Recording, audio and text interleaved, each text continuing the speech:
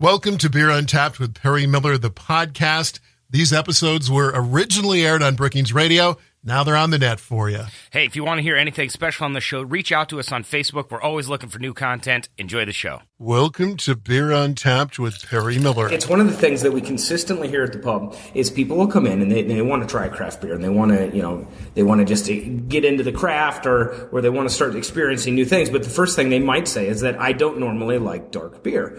And even the years we've been open, that still happens. That's Seth Cook from Wooden Legs Brewing of Brookings with this week's topic, dark beers. We'll try to set aside some of the myths and misconceptions about dark beers. When someone tells Seth they don't like dark beer, he tries to figure out why. Most people, when they come in and they say, I don't like dark beer, I usually have to say, okay, that's cool. I know you probably have something that you don't care for. Let's explore that a little bit. Like, do you just literally don't like beers that you can't read a newspaper through? Is it truly the opacity that you don't like? Is you don't like a beer that doesn't pass light?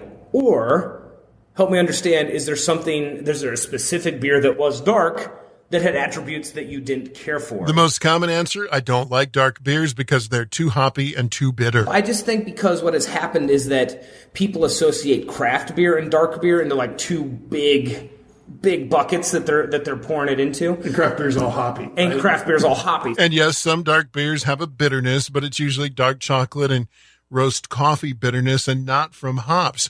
People are also afraid of dark beers because they think they're all high in alcohol content and calories, and that's not always the case. So what we try to do at the pub is our 353 Stout is an incredibly good, well-designed stout, and it's the darkest thing we make, but it's also one of the lowest in alcohol and one of the lowest in calories and one of the least hoppy beers we make. So if you come in and have a 353, we did that with the intent that you could have a dark beer that would not fit the stereotype of what you think a dark beer is. It's honestly one of our gateway beers that will turn people onto craft beer. Just say, like, try this. More Beer Untapped with Perry Miller on the way. Welcome back to Beer Untapped with Perry Miller as we explore dark beers. What exactly makes a beer dark?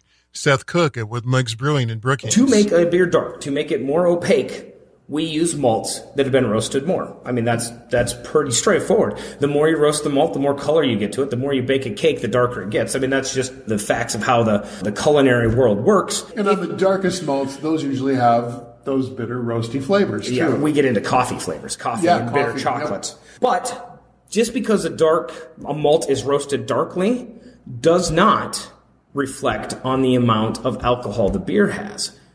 In the inverse, and this is actually kind of funny, if you took a pound of lightly roasted malt and you took a pound of darkly roasted malt and you in a laboratory, you tried to make a beer out of exact both malts, the dark colored malt would produce a beer with less alcohol. It's because more of the sugars have already been cooked out, right? That's exactly right. So we've sacrificed some of the sugar to flavors. And not all darker beers will have those roasted coffee dark chocolate flavors. You've got malts that bring everything from the crust of the bread to even prunes or some dried fruits. Even some of the malts bring even woodsy flavors, some oaky flavors when used.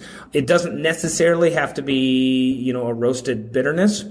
There's so many malts that brewers have available. We have dozens, if not hundreds, of malts easily available for us to mix and match and make the beers how we like them. In fact, many darker beers can be on the sweet side. There's a number of British styles that are sweet, that are left low attenuated. We won't get into that. That's nerdy for today. But the point being is that the sugars still persist and still exist in them, so they get the sweet flavor, even though it's not super dark. I guess the moral of the story here is if it's a dark beer and you might be afraid of it, give it a try. That's why you have samples, right? That's right. And, breweries like ours and all over, we make dozens, if not hundreds of styles. I bet you'll find something you like. There are dozens of different kinds of dark beer. Don't be afraid to give them a try. You'll probably find one you like.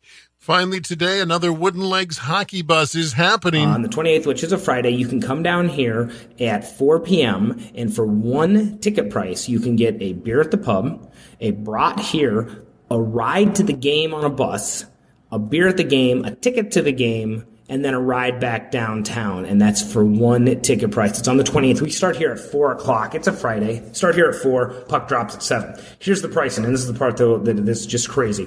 All of that, if you pre-buy, is $20, and that includes taxes. That's it for this week's show. Until next time, Drink local and drink responsibly. Thank you for listening to Beer Untapped with Perry Miller, originally aired on Brookings radio stations K-Country 102.3, The Hawk 107.1, and B93, and now here for your listening enjoyment as well. If you want to hear it live, it's every Wednesday and Saturday on those 3 stations. And of course, if you're not in the Brookings area to hear it live, you can find us on the internet, on your favorite podcast player. If you like this show, make sure to rate and review, or maybe even tell your friends.